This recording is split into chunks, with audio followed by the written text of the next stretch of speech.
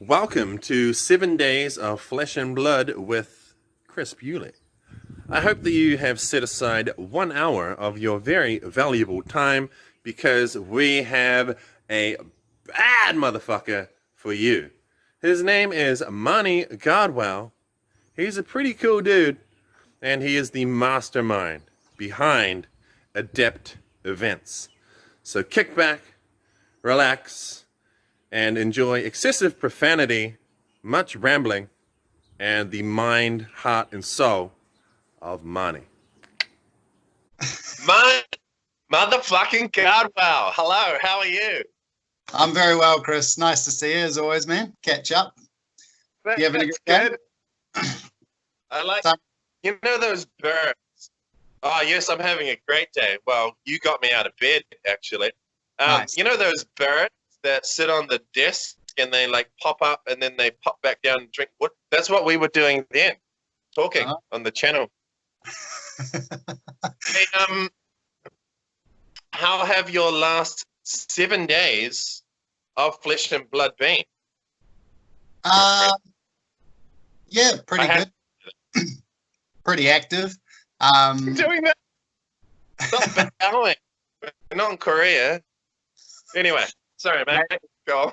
Maybe it's like the COVID lockdown fetal sway.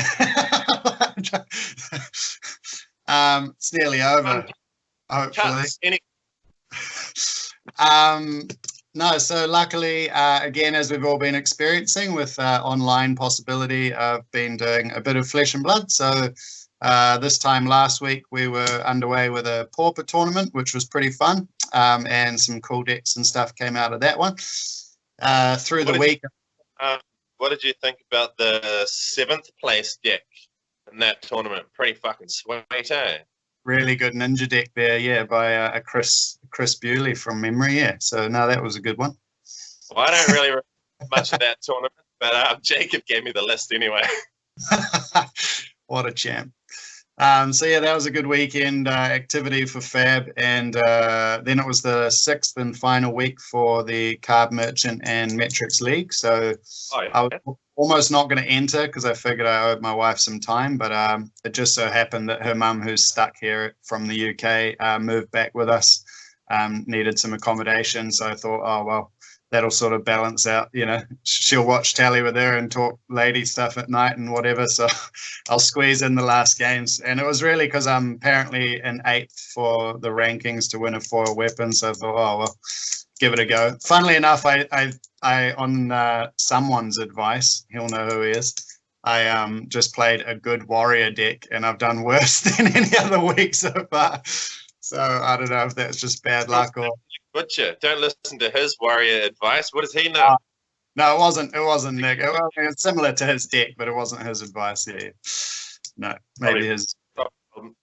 Then whose name we don't say, Rogers. Anyway, so just been, that's cool, bro. Yeah, just been playing some games and yeah, chatting to Fab to people, thinking up some deck lists, shared some deck lists this week, and yeah, made a video. Need to get back onto that as well. Yeah, well, let's talk about your channel. Well, you're a man of many fucking channels and paths and projects, which is like probably like most of the people that have been on this this world-renowned TV show. Actually, all men of many hats. But tell us about your latest YouTube channel, which I'm a massive fan of. You've got some fucking hilarious quotes, which I like to repeat in the comments section. But yeah, tell us about your new YouTube channel. What's going on there? I mean, I appreciate the feedback. It's probably the best I could hope for at this early stage. I catch myself sometimes on the review and like looking back, you know, listening to it back over and thinking, oh, well, hopefully that was a bit funny. Or yeah, but it's to be honest, it's just kind of don't listen to the videos before you post them. Like, that's not saying about yours. That's just in general. If I listen to mine, they'd never go up. No, so a secret there is I actually just post it without listening. And then, like, once it's up, I'll go, oh, shit, I should probably have a listen to that. And then I'll just listen. I'm like, oh, yeah, it's all right. You know, if they got patience, it's fine. it's kind of born out of COVID, to be honest. So again, one of the silver linings, good things of all this, I'd hope to think. I've toyed with the idea of putting my face on videos on the internet for years now, and I never have. But I guess, over a month. You've got a nice face. I think your face is very nice. I Specifically, appreciate that. the bottom third of the face, the top third of the bottom third of the face, which we will talk more about later on. Yeah. Anyway, sorry, mate. Go on. You were saying about you. All good. The kids just got home too, so we might have a brief interruption, but I'm sure we'll make it through to the end. Yeah, so it was just, I guess, being locked in the house and obviously being super passionate about Flesh and Blood. I was just like, if this is another way I can help, even if it's 20, 30 new players, just like seeing a couple videos and helping them on their way, it's totally worth it. And to be honest, it's like, for some people at some points in your life, you can get a bit of stuff caught up in your head and thoughts just going over and over, and especially when we're locked inside. So I think I've found it pretty therapeutic personally, just to be able to like blah out onto the That's cool. Talk about some Flesh and Blood. Yeah that is cool. Yeah, it's nice hearing your thoughts and ideas and stuff, and they're genuinely useful and helpful. And I've seen people have been interacting with you, asking for specific sort of advice or topics. Been a lot of talk about deck lists and deck text. So I've asked around the office here at 7 Days of Flesh and Blood, checked in with the exec team. That's something that we will not be doing. So I look forward to your deck text, Bad Maniac. Thanks. Yeah, I mean, long term, I do want to, curate it better and learn more about my presentation, but also the content as well. And I guess that's a fine balance with putting up good enough results and events and stuff I can play so that my advice is justified, or, people want to listen to it. So yeah, longer term, I do want to create more, I guess, wholesome or specific content rather than just cracking a pack or rambling about stuff. Yeah. Well, that's cool, man. The hardest thing about anything is just starting, and you know a lot about starting successful projects. So it sounds like you've taken the first steps of a very direction. Yeah, you got to do. Action is louder than words, that's for sure. Yeah. Hey, why do you have a mustache? Again, a COVID response. I mean, over the last year, I kind of stuck to a short, groomed hairstyle as well with work, my day job and stuff. And I thought, I'm just going to grow my hair out, and I'm going to try some different facial hairs and arrangements and just, spice it up and have a laugh. I mean, if I'm locked in my house for the most part, it doesn't really matter. And if someone sees you jogging past in your lycra, like, they think you're a dick anyway, even if you've got like a really like cool normal beard or clean shaven. So having a dirty mustache with my jogging pants is, no different. So yeah, just trying out different things while I got the time. I went for a jog yesterday. So I walked out to the mailbox with a cigarette in my mouth, and then I had this urge to go for a fucking jog around the block. I was wearing basketball shorts and a suit blazer, smoking a cigarette, running around the block, and I felt fantastic. Yeah. I know what you mean. The cigarettes, at that point, superfluous. Like, the fact that you're running is just better than not running and getting the blood pumping, nicotine or not, it's going to be good for you. So, yeah. I read a theory on the internet that if you smoke and then do exercise, because your lungs are struggling, you actually are pushing them to the limit and benefiting more. And I watched the YouTube video about it, so it must be true. Back to activewear more than cigarettes, but my final line on this part of the chat would probably just be smoking my durry in my activewear. Great video. But yeah, good for you, man. It's awesome. No, it was a good time. Bro, so yesterday, Crucible of War first look was announced. If you don't know out there, friends, family, brothers and sisters, Crucible of War is a supplementary set of Flesh and Blood, so it is not a complete storyline booster type of thing. It's got 10 cards. That's 5. There's another 5. 10 cards. Hey, let's do a high five. Okay. Oh, yeah. 10 cards a pack. No token, but it's all about weapons and stuff. 1 foil, 1 rare or more, 1 rare, 7 other cards. What do you what is your first impression of the first look, Mr. G? I really like it. I like the sort of orange lines. That I don't know if it's what they're going for, but it looks sort of like fire or lava, you know, like tipping over, or like a cauldron-y thing, or a smolder. I think it's a forge. Forge, yeah, that's what I was getting to. Yeah, that forge. There you go. So yeah, Forge for War, Crucible of War. I really like the look. I'm excited about the set too. I believe from what we've seen that it's not limited playable, so there won't be drafting and sealed. But yeah, honestly, like there's a couple of things with the first 8 characters that I think, you know, a lot of us probably similar thoughts, or you know, a lot of us think down these avenues. But you know, at the moment, Katz is the only one who has two-handed weapons, 2 one-handed weapons out of 8 people, 8 classes. So you know, that's one personal excitement for me. Hopefully we see, you know, maybe Kano having a 3-handed weapon.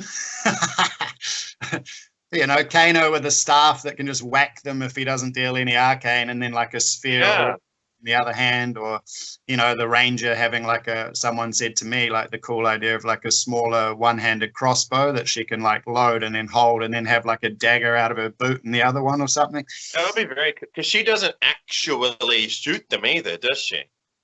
No. So the crossbow could like interact with the same like arrow function and stuff now that she has, but then have like a knife that says like if you've hit with an arrow or something, you know, like make your opponent do something or lose some more life or something like that. Yeah, man. The possibility is pretty cool. Yeah, I think that's, you know, overall that's one reason why I'm enthralled with Flesh and Blood, because it's just the start. And you look at the design space and the opportunities and possibilities for them, and it's just endless. And when they announce a set like this, and it looks to be a bit different in its makeup, and there might be weapons, or, you know, even more equipment. There could be more equipment, like, you know, Bravo might get stuff. You know, they all might get different piece of equipment. And I believe, yeah, there was some line, I can't remember word for word, but the focus, as you mentioned about the orange forge part of the packaging, yeah, it's all about weapons and equipment and those possibilities. I noticed something on the first look marketing thing, whatever it was. They have Australian dollars, New Zealand dollars, US dollars, but I also saw some European currencies. What do you think? What's going on there? Well, my belief is that they'll be, trying to crack into Europe and the UK.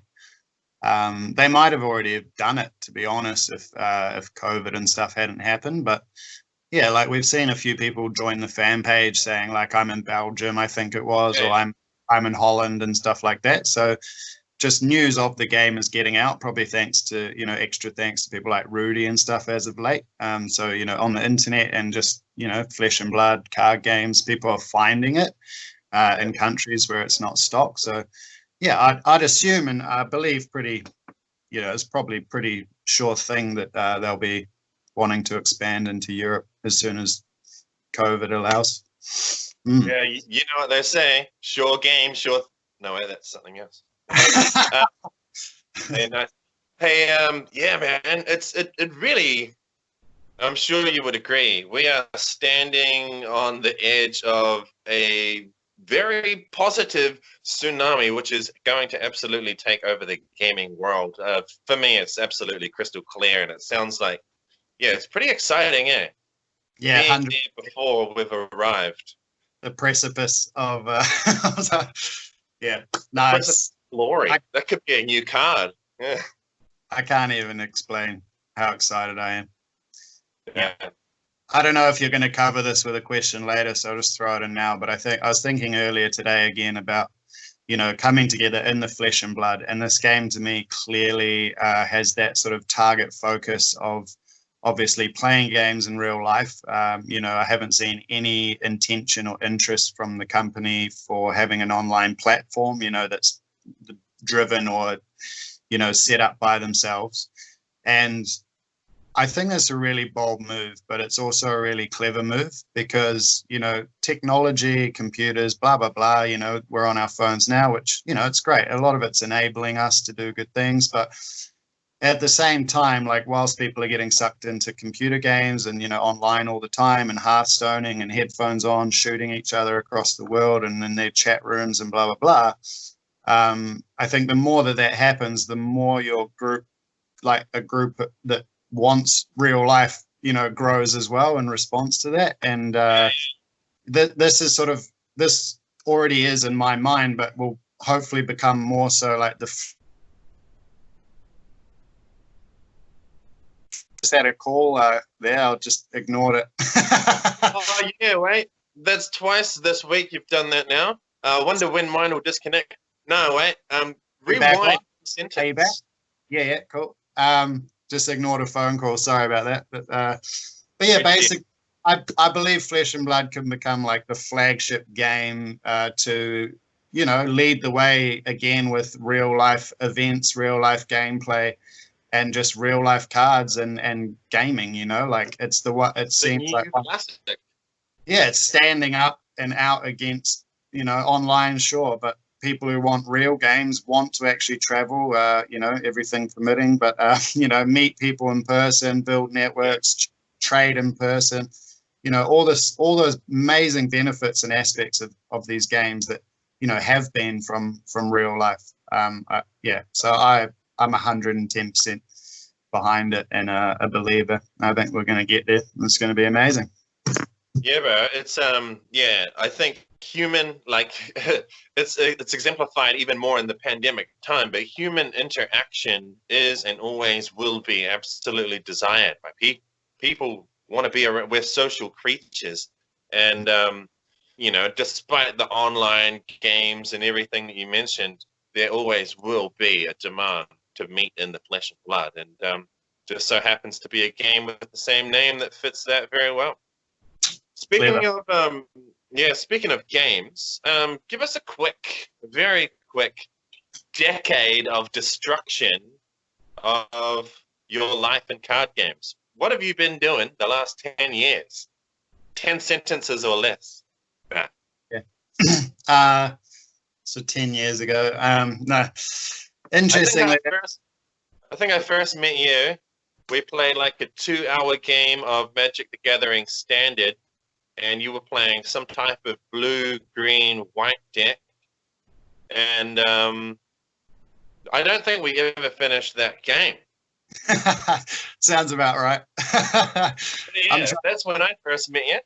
I'm trying to increase my gameplay speed in Flesh and Blood, you know, as a hangover from Magic. But yeah, good segue question, actually. You nailed it there. I don't know if it was an accident, but off the back of my chatting about Flesh and Blood and why I advocate it so much, prior to this, all my gaming history has literally just been purely Magic the Gathering. Like my mum never let me own a console when I was young. So if I wanted to play PlayStation or whatever, I'd have to do it at a friend's house. And kind of, I guess through that, naturally, I never got fixated on computer games or screen time and stuff. Whereas I started sales job when I was 17, and around the same time, one of my best friends showed me the game of Magic. And so it all, I think, just fell into place pretty naturally in the sense that, you know, like play games with your friends in real life. And then I started discovering tournaments, and then I'd travel and like have fun road trips to Christchurch and all that sort of stuff. So, I mean, that was obviously a bit over a decade ago. I'm not claiming I'm 27 still, but yeah. So all it's been for the last 10 years is Magic. And I've traveled the world, you know, a bit for that. When I moved to England for a couple of years, it was like the first friends I made at the local gaming store in Newcastle. I went to the British Nationals, like just because I could. Oh, I didn't know that. That's cool. Yeah, Maybe I did. I forgot. I don't know. Birmingham Event Centre. and then came back to New Zealand, and I've been to America with it, and Australia for Grand Prix and stuff like that. So long history with Magic. And then about probably 8 or 9 years ago, I guess 8 years ago, I got a dream job with Wizards of the Coast, Hasbro. So I was kind of the sole New Zealand rep or account manager for Magic and D&D out of the office in Albany and Auckland. And that kind of came about because I've done a decade, funnily enough. So the last 10 years, every year at Armageddon, Auckland, I've been involved in the Learn to Play, Wizards of the Coast, big Learn to Play stand, if anyone's seen that. But we teach a good few thousand people a weekend, how to play Magic and introduce them to the game and hype them up about it. And it's been a pretty important part for Magic, I believe, in New Zealand, keeping the numbers up and that sort of stuff. But yeah, so I did the job for just over a year, maybe nearly a year and a half. I learned a lot, obviously the company side and back end stuff and what happens, behind the doors there. And it was kind of just circumstantial that I left. We had our first child and we couldn't afford by then to buy a house in Auckland, and we kind of wanted to settle down and, make that cliched life, I guess, of feeling a bit more secure and whatever. So we looked around New Zealand and we ended up moving to Nelson, fortunate enough to get a home there. And when I asked them about moving the role remote or, maybe just flying to Auckland every second week or something, they just said no, 3 times. I was just Sorry. yeah, just a company precedent. They didn't want everyone asking to work from home and blah blah, apparently. But it seemed kind of ridiculous. My boss sent out that big, thanks to Marnie email and sorry, we'll miss you and all this stuff. And he put some of the results in there, the numbers and the figures of what I've been getting up to. And I don't know, it was the best company decision for them. But anyway, it's quite a different game again now as well. So, we won't go too much into that. But I played it up until about August, September last year. Yeah. And I haven't touched it since the release of Welcome to Raid. A couple of people, let's say, a good number of people absolutely always speak about that game in the past tense now. It's not sometimes it's done. Anyway, that is done. Tell us, so you've got this incredible company called ADEPT Events. How long has that been around for? What was its first what did it first look like? What does it look like now? And where's it going? Awesome. Yeah. Well, thanks for saying it's amazing. It's been a humble venture, but I'm hoping that we're on the cusp of, being able to grow a bit more and provide, better and more frequent events and things. So basically, give us a definition, because old Joe behind the camera back there, he doesn't know shit about it. So Joe. Yeah. Yeah. So Joe, ADEPT Events basically was my, it came out of me leaving Wizards and Hasbro.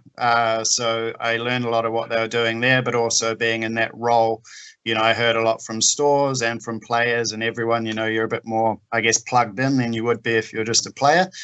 And I felt that, at that point, I think it was about 5.5, 6 years ago, the Nationals program, so that big weekend every year where everyone congregated and had a mean as catch up and traded and played and big prizes and all that, and the world's team was chosen. That was all done away with and wasn't running at that point. And so when I left Wizards, I had contacts with stores. I had I felt like I had a lot of knowledge and a lot of experience by that point. And what I loved about the game was traveling and playing events and all this sort of stuff. So I just thought, well, why can't I make a thing, like a project or an entity or whatever, that's runs a pseudo nationals or like a mini NZ version of a Grand Prix, once a year. Yeah. So that's kind of what I did. And it started off, our name was actually MTG for Magic the Gathering Adept back in the day. Where's your, there you go. That was the old brand naming. Adept is actually, the idea of Adept was, and why it's spelled in capitals, is obviously it's a nod to, some of the card names and stuff. It seems to be synonymous with wizardry and stuff for some reason, but it's actually the academy to develop and encourage play and travel. So it's an acronym. Yeah, because everyone loves a good acronym. So yeah, Academy of Developing and Play and Travel. And funnily enough, my day job is travel now, and I'm playing lots of games of Flesh and Blood. So yeah, it's sort of morphed out of that. But we started with like qualifiers through stores, and then we ran the big event. I did the first one in Nelson just for easier logistics. The following year we did Wellington. Third year we did Christchurch. Last year we did Auckland, which was really good success with card merchant actually out in the mall. It was me. I remember that. Vaguely. Yeah, you were you were having a good time. But yeah, so basically it's sort of it's I've done a lot. Like it's been a long journey and a really good one. Like a lot of learning. A lot of confidence building in certain aspects, to be honest. A lot of like mistakes and lessons to learn.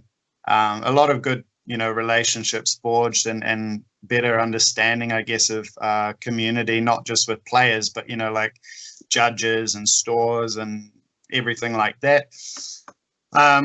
And yeah, I mean, ultimately, I just love getting people together and, having, I was thinking the other day, like why I always made it a 2.5, 3-day event is because, we are all fiends at the end of the day. I think, if you deny that you go to an event just thinking like, oh yeah, like, nah, you want to play. Like if you're playing these games, you like to play these games. So when you go to a big event and you've particularly traveled for it, like the idea that you can, if you scrub out in your first event on the Friday, you've got like an event that night, you've got one on Saturday morning, you've got one Saturday afternoon, you've got 2 on Sunday that you can enter, all with decent prizes and just more gameplay and meet new people. To me, like that's the ticket. So that's kind of what it's based around, that idea of like a long weekend, like a proper fest of gaming.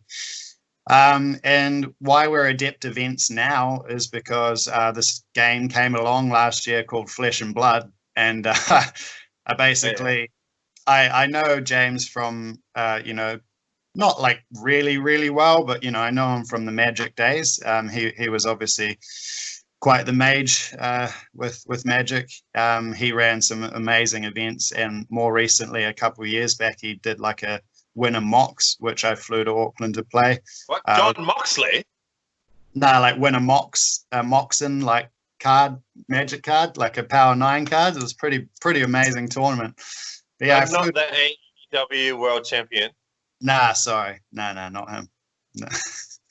But yeah, and I mean, James just created this game. He let me know about it, gave me a nod about it and whatever, and said, this is going to come up and like, we'll look out, please have a go, etc.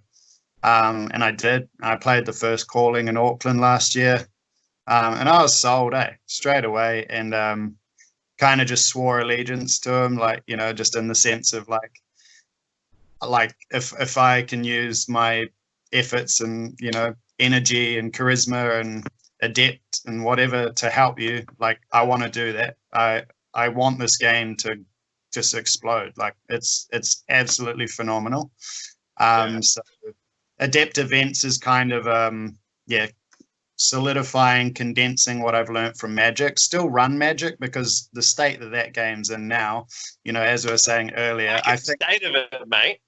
I think Adept events, will run weekends of Magic tournaments that'll be potentially now could be some of the biggest IRL events in the world, the way that things are looking. So it'll be a spectacle on its own, and we'll run Flesh and Blood alongside it, throw in some massive banners. Everyone will be having a fun time pitching cards, not getting mana screwed, being generally happier than the Magic players perhaps.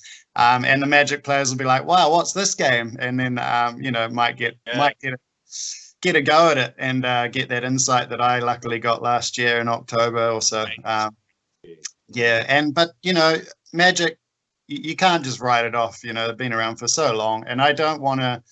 I appreciate so much the people that that have played in all the Shout these out, big. Callum, get in.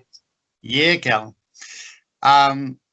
For all the players that have been behind us from 5 years ago till now, and still play Magic, obviously that's stay a big part of it. So Magic the Gathering, carry on.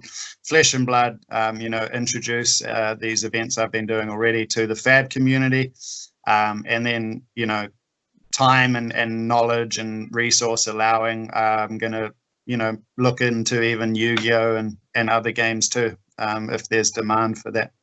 So just sort of trying to widen the scope and I guess bring a bit more professional aspect to it. That's cool. Well, do you think that you would include? Now, I was going to try and think of like a funny joke talking about like a mobile game, but couldn't think of any funny jokes. First time in my life. A joke of a mobile game.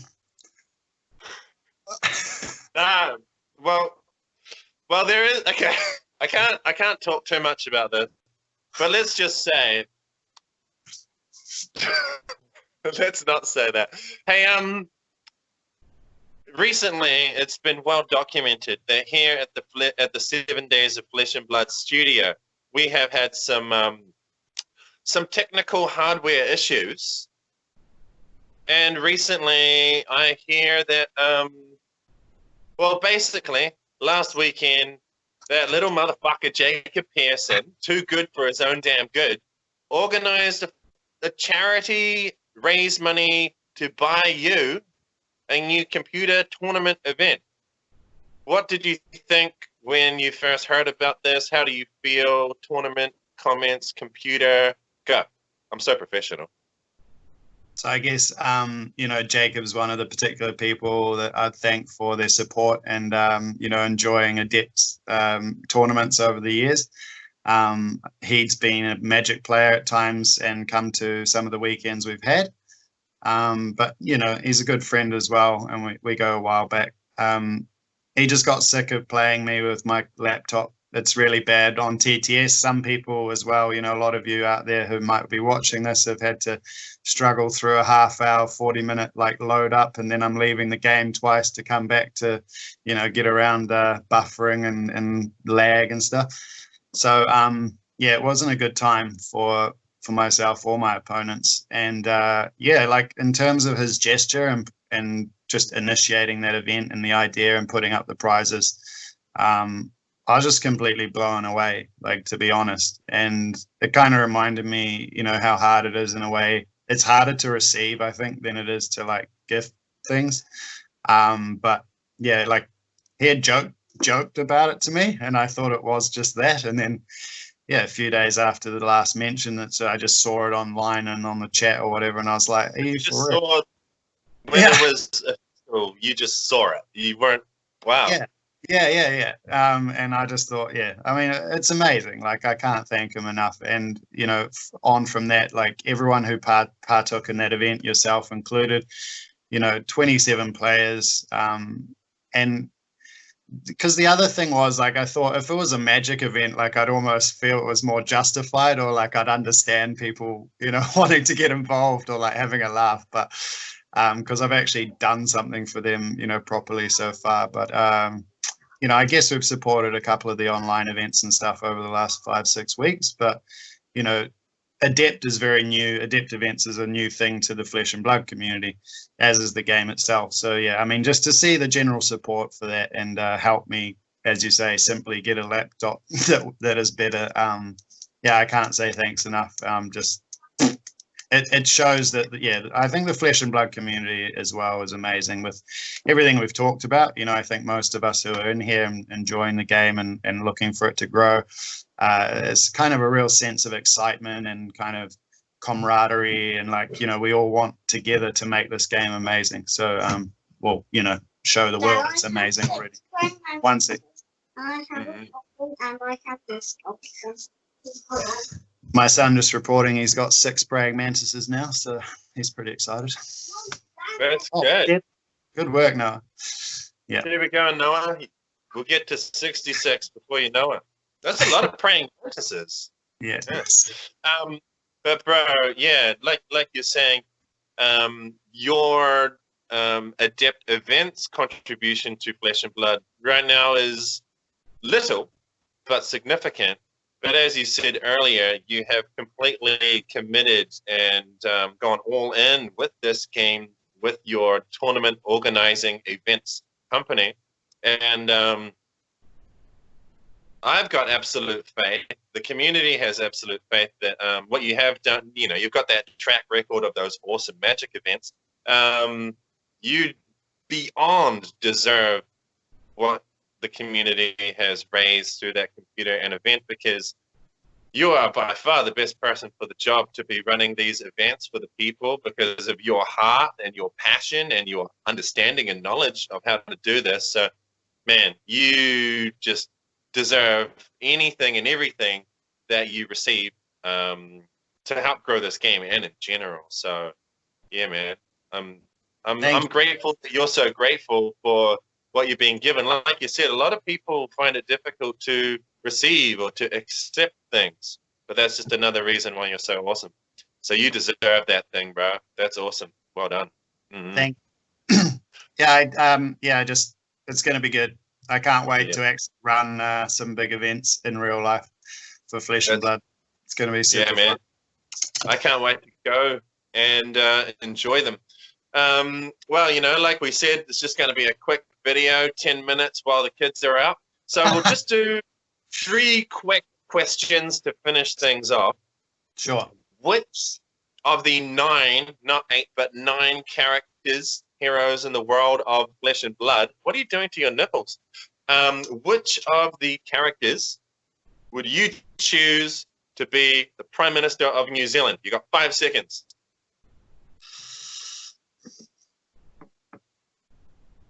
Did you hear the question? Bravo. Bravo. Oh, why would Bravo be a good Prime Minister? I think he's from what I've read, he seems like you know, he's weathered a few storms. He has a good heart. He can be quite jovial, and he enjoys showmanship and doing a bit of a presentation and a play and a dance around.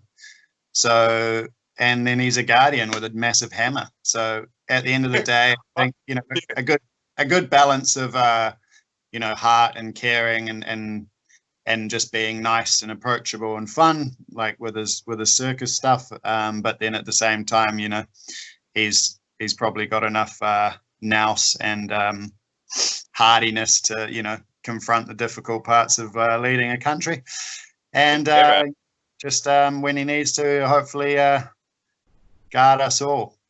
Yeah, I think he'd be a good one. All right, next one. All expenses paid trip. 7 days, 7 nights. Honolulu, Hawaii, United States of America, the land of the free. Who would you take on this holiday? It's completely platonic, non-romantic, or can be if you want it to be. Who would you choose? 7-day holiday in Hawaii, all expenses paid. Very good question. Probably Azalea or Raina. Raina. Just for the lols. So I haven't been to Hawaii, even though I sell it a lot at work as a travel agent. I got family members and friends who love it. From what I can gather, it's kind of a mixture of, like, you know, the Pacific Islands, like a Fiji, but then with like built up Gold Coasty shopping options. So, you know, whilst I like try and find the positive in everything and make the most of everything, I think there'd be aspects of that kind of holiday that I wouldn't be my preference. So if it was all paid and all expenses and whatever, then that's obviously a bonus, and I'm going, right, you know, COVID admitting. But so I think like I'd take Azalea because I think she might be almost similar. Like she seems like she could be quite cynical, or you know, have that kind of dark sense of humor. And she probably flipping hate the beach, so like it'll be funny just, you know, taking the mickey out of her in her leathers and stuff, like, oh, should we go for a sunbathe? Oh no, wait, you're like a, you know, hide in the shadows, whatever. And probably be some fun nights in the pubs and stuff, you know, with someone like her. And then Reiner, just, you know, if it all got too much, I could just be like, Brute, go, and just watch him cause devastation on the Waikiki Peninsula. It'd be pretty funny. Right. As long as no one. Yeah. Oh man. Well, hey, we've got one more. I've been listening to a bit of death metal the last 24 hours. Lorna Shore, very controversial but amazing album called Immortal, came out this year. Manny, I need you to build a metal band. You could choose maybe 4 or 5 members. What instruments do they play? And what kind of genre exactly is it? Hang on, is this out of Flesh and Blood characters? No, it's out of Pokemon characters. No, yeah. Sorry. yeah, no, I get you. To be fair, because I don't play with Ira, I probably should have said Azalea or Ira for the last one as well. Not Brute. I'll take Ira. Ira's got that same vibe to me as Azalea. Hands off Ira, bro. You're the ranger guy. You can't have Ira. I'll just take both. Let's build a band. Who's in your band? And it doesn't have to be death metal. Oh, you can choose the genre. Maybe it's a boy band. All right. Rap Street and Boys. Am I in it, or am I just the like general manager or whatever? You could be in it. You're quite musical. Yeah. All right. Yeah, you're in it too. That sounds good. All right. Let's put Bravo on drums. Yeah. Because you know he has to be in there. You know he's a performer, and yeah, with his hammer and stuff, I reckon he'd have good rhythm. Maybe put his drum kit up. Maybe Bravo could do like a Slipknot thing, and he plays the keg, or maybe like a giant gong. Yeah, he definitely needs something with his hammer. Like he'd drum the hammer and be like. But maybe put him at the front of the stage, depending on how the dynamics worked. If he loved the attention and stuff, he could be a good spectacle. But yeah, I think he'd be a good drummer. The only thing I can do is pretend to sing, so I'll just stand at the side with a microphone. But on backing vocals or joint vocals, and maybe like the kind of, you know, what's the word? Like mysterious guitarist, you know, character in some bands in the genetic makeup of a classic band. Could be Viscerai. You know, he would be very good. He'd be like the Jimmy Page of 2020. You know, with his rune charts and shit, and people would be like his mask. So yeah, we'll do that. I like chicks on bass, so again, I think it would probably have to be Azalea. She's got the most kind of rocking she's got appeal to me. Yeah. So slap a bass guitar on her, she'll be like and I just think if anyone else needs to be in there, might just be a 3-piece with the odd featuring Marnie on the odd track. That's gangster. I like it, bro. Far out. That's very cool. I'd go to that concert, 2 meters apart, 100 people maximum per room. Well, maybe Katsu on some side instruments, just last of all. I just thought then maybe he could have like some windpipes and some, you know, like cool little instruments, make some extra sounds. He'd be good at that. Are you mocking me? Just for your viewing and entertainment. If I think, you know, the extra sounds and Katsu there, he'd be good.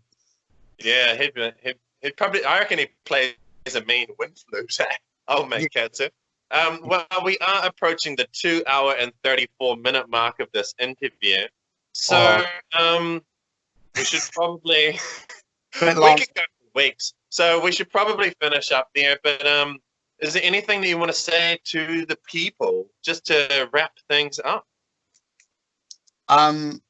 Yeah, I guess one thing, you know, just to justify what I said earlier on when you asked me about Fab Maniac, I do intend to, you know, keep playing events and traveling for Road to Nationals and so on, and, you know, hopefully doing well. But yeah, if you're ever wondering about if I'm good or not, I guess you have to ask other people.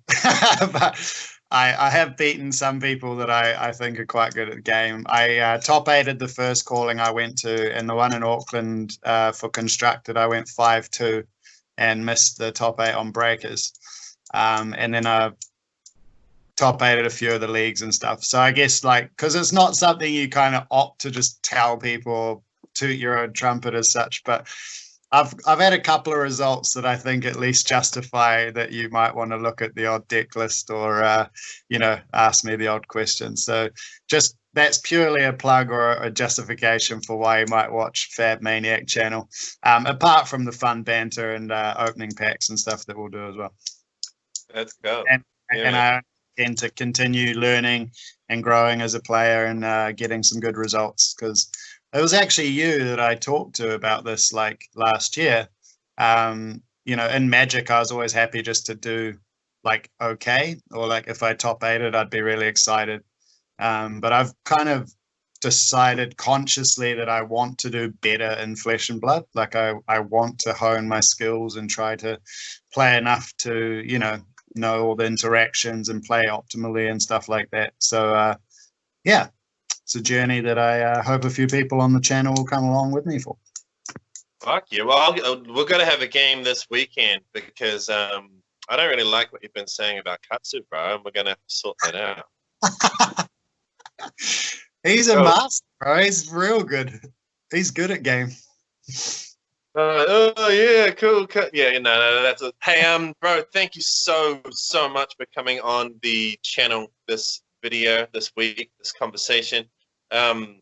Thank you. So many aspects or so many ways for me to approach you, because you've been in my life for quite a while, and I really admire you from so many different angles. Like I say, like as a man who likes, like you're just a man that cares about people and connections and building communities, and you also want to better yourself, better people. You're not just running an event. Like you say, you want to be the best player that you can be too. So thank you so much for coming on. It's amazing hearing you talk, just hanging out and hearing your thoughts and ideas, sharing them with everybody. So thanks, bro. You're too kind, Mr. Chris Bewley, and your heart is also large, which I appreciate the most about you. Well, it depends who you talk to. Yeah. Have a great afternoon, and I'll see you very soon. Yep. And thanks, everyone, if you've watched. And thank you for everything, everyone who's been playing Flesh and Blood, and will continue to. I'm super excited and pumped, and let's rule the world together with card games. And thank you, LSS, for creating it. And thank you, Chris, for having me on the channel, dude, on the show. I appreciate it. Yeah, awesome. Yeah, I was thinking of cutting it at the big summoning a giant Powerball thing. We'll see what happens.